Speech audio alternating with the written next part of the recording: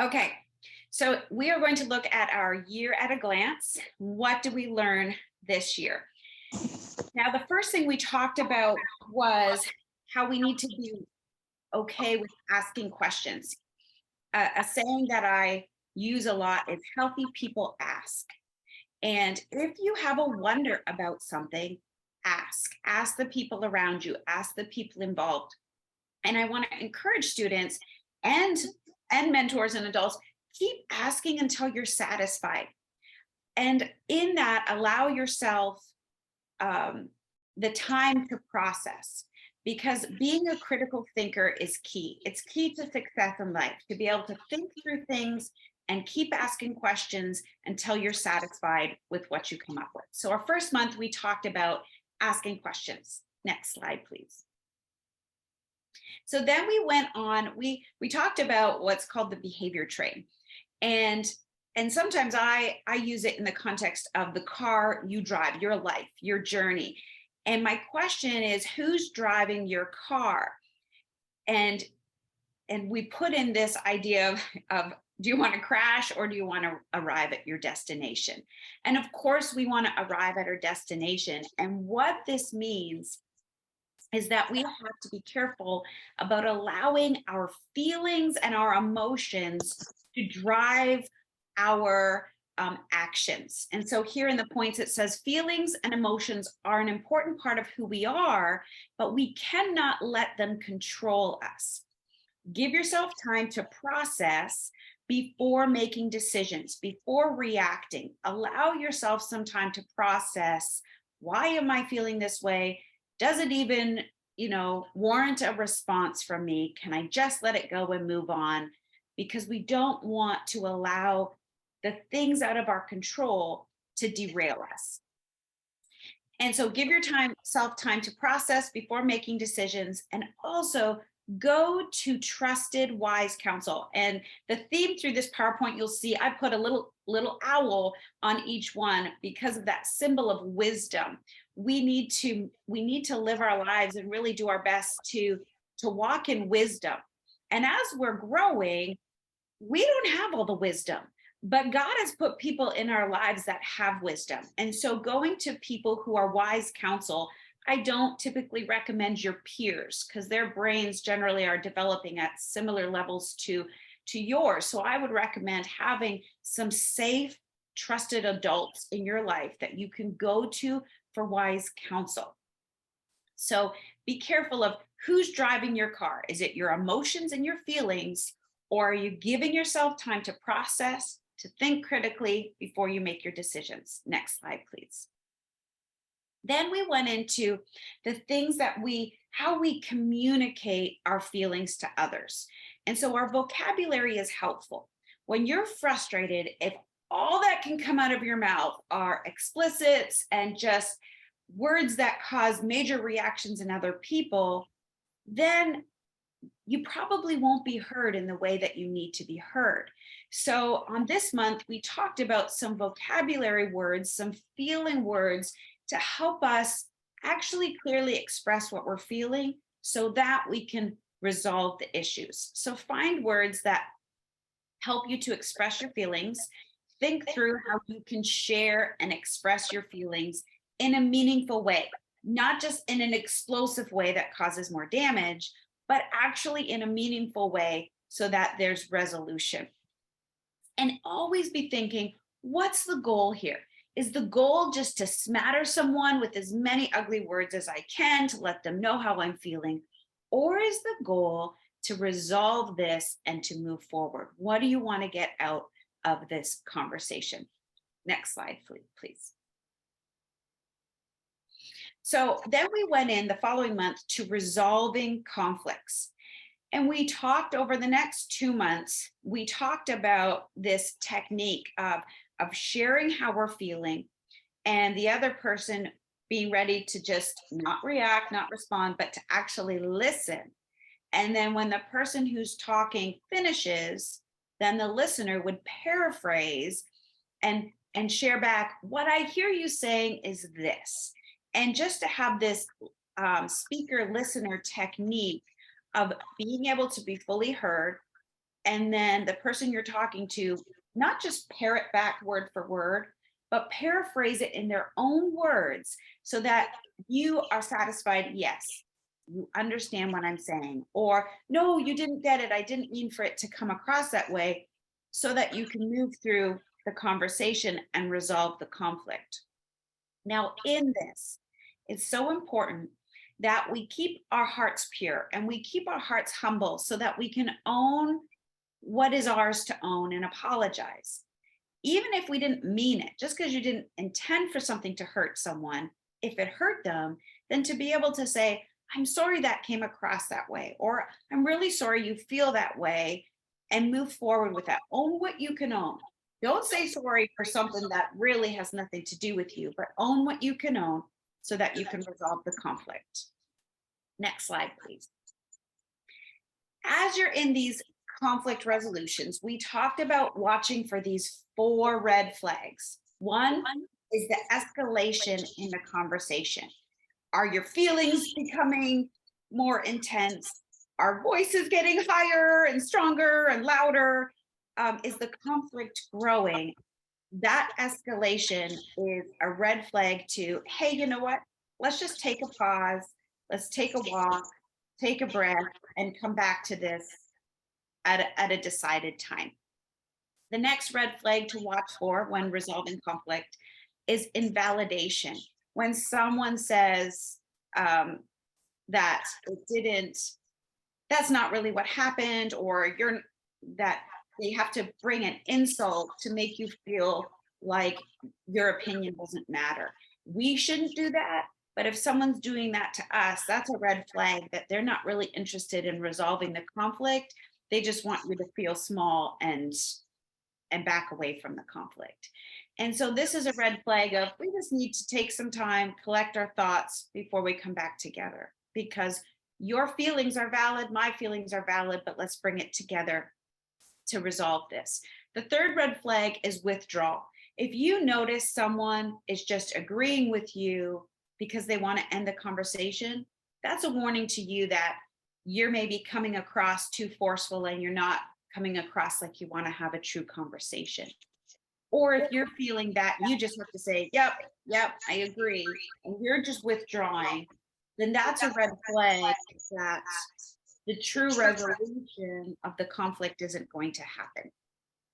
So you have to watch out for that. One second, Dr. Liz. Miss Barbara, your phone is just like a going in and out, and that's what's causing that sound. If you can put yourself on mute, that would be awesome. I have it on mute. I'm gonna try to hang up one. Because one I can see the picture, one I can't. So I'll try to hang up one, okay?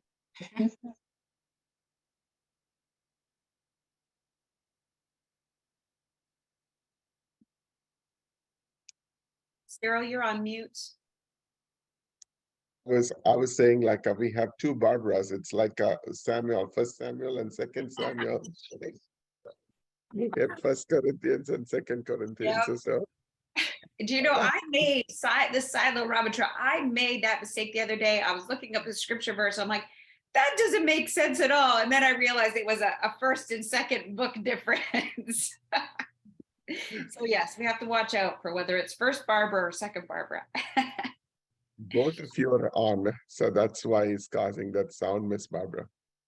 Okay. Sorry about that, everyone. I was trying to do like Miss Sarah. One has a picture, one doesn't, so I can navigate the larger screen better, but we'll work it out. Sorry. No problem. Are we good to continue? Yes. Okay.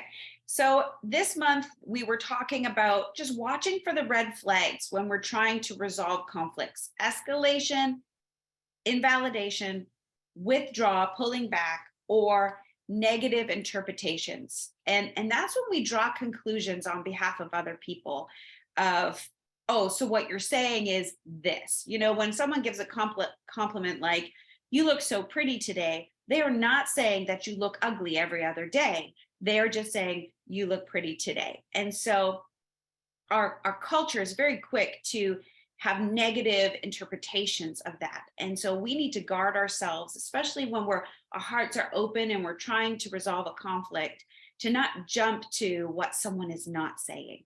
And so those are just some red flags to watch out for as we're working towards resolving a conflict. Next slide, please. Okay, then in the fall, I think it was around September, we talked about preparing for success. And specifically, we talked about school, about having the supplies you need, and really thinking through, before you leave the house every day, what do I need for today?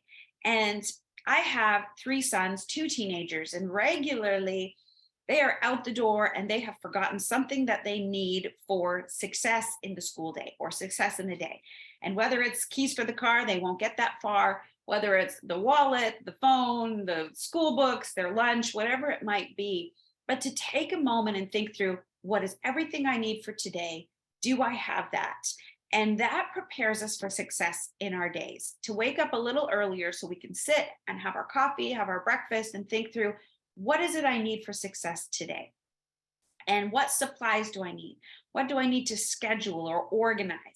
And the other thing we encouraged you students to do was get involved in something bigger than yourself, whether it's a club, an organization, some sports.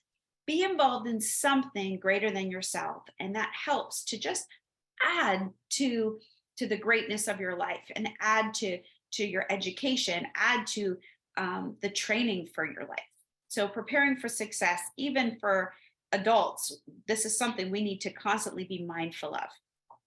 Next slide, please. Then we went into what are your strengths? And on this month, we had everybody have little pieces of paper and they wrote out things like, what do you admire about yourself? What are things that you've accomplished? What are some of your goals? And the whole heart behind this was to set goals for your life. Because when you have a big picture goal for your life, and then you have maybe a 5-year plan, then you have something to work towards instead of just floundering around all of the time.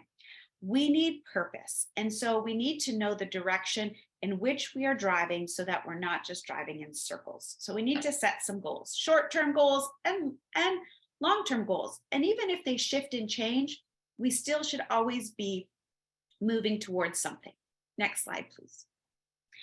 Then we went into 6 aspects that require filling in our lives. And we talked about the 6 types of intimacy, because when we are looking at relationships, especially with significant others, we often think of that physical intimacy, that's what intimacy is. But what we talked about this month was the 6 aspects of physical intimacy, intellectual intimacy, having friends and close ones that you can connect with on an intellectual level. That's part of you being whole, you being healthy. Emotional intimacy, you need to have someone or people in your lives that share, that you can talk to about things that make you happy and things that make you sad, and that they're on the same level emotionally. Social intimacy, those people that you have a lot of fun with, that you can get together on social gatherings and things like that fill that part in who you are. Spiritual intimacy, you need to have people, whether it's that you go to church with, that you do Bible studies with, that you pray with. And some people's spiritual lives look very different, like they go hiking out in nature and just have a different aspect in which they fill that part of their life spiritually. We all need it because we are physical and emotional and spiritual beings. We need to make sure that all of these parts of our lives are being filled so that we're whole and healthy. And also financial intimacy. Our friends that we connect with doesn't mean we have to make the same amount of money, but it means that part of the relationship, that we agree with things. Like if you have a significant other and they're a huge spender all the time and rack up tons of debt, but yet you are saving and you're thinking long-term, that's going to be a conflict in the relationship. So you might want to think twice about getting into a serious relationship with them if that's always going to be a conflict. So being able to be on the same page financially with people that you're really close with. Like if you're always going out to lunch with someone and they always expect you to pay for it and assume you're going to pay for it, you might want to consider whether you go out for lunch with them or not. So let's go to the next slide. 6 aspects. That was 6 aspects of the intimacy of who we are that need to be filled so that we can be whole and healthy. And keeping in mind, all of these lessons come to help us have healthy relationships, because when we have healthy relationships, we are more successful in life. When we know that we have someone's back and someone has our back, that is what allows us to be happy and successful. So then over the last couple months, we've gone through some personality quizzes of what kind of person are you? And we talked about whether we are a lion, whether we're an otter, whether we're a golden retriever, or whether we're a beaver. And a lion is a strong leader. An otter is someone who gathers all the people, and their phrase is no problem. And they're always just bringing people. They know everyone's name. A golden retriever is a faithful friend who can carry immense weight in like emotional weight, but they are just a faithful friend to the end. And a beaver is that kind of person who's incredibly organized and is really in the detail of things. And so these were just different personality types that we talked about to help us understand ourselves, but also to help us understand our friends and where they're coming from. They might not do something to annoy you. It might just be how they're wired and who they are. So to be able to receive them as who they are and help navigate the relationship will help you have a stronger friendship and relationship with them. Is there another slide, or was that the last one? Okay, so we can pull that down. So this was just a quick synopsis of the year at a glance of what we went through to help us prepare, help us know who we are, help us understand our friends, help us to be thinking about preparing for the future. And all of this comes back to, we want you to be happy and we want you to be successful. And those things truly revolve around good friendships, true relationships of people that you can trust, and also planning for the future and continuing to move forward in wisdom in all the different seasons. Liz, as you were talking about it, I was thinking if the students wants to go and see the previous videos, we have all of them under Proverbs26.org. I'm just going to put this on a chat.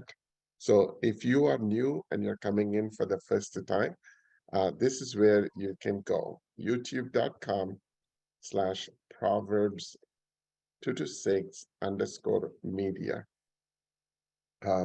This is a great place to go because we have all the videos, including what we have today. We put them all in one place, and so you have a chance to see some of the old ones as well. And the other thing that I would say is like as Dr. Liz is just like was talking about like a different techniques. And if you want to have like some of those conversations, you can also send us a message to us. If you are going through this study, like what Dr. Liz was talking about, you're going through and pulling up a video that's talking about like driving your car, who's driving your car, and if you are struggling with that, some of those, and you want to get like a wise counsel, we have like really good people on this line, like Dr. Liz, Miss Sarah, your mentors like Miss Nancy, Laurie, or Miss Barbara. They're like a great counsel. The more that I grow in this journey, I'm realizing how much of counsel is needed to do this job that we have ahead of us, right?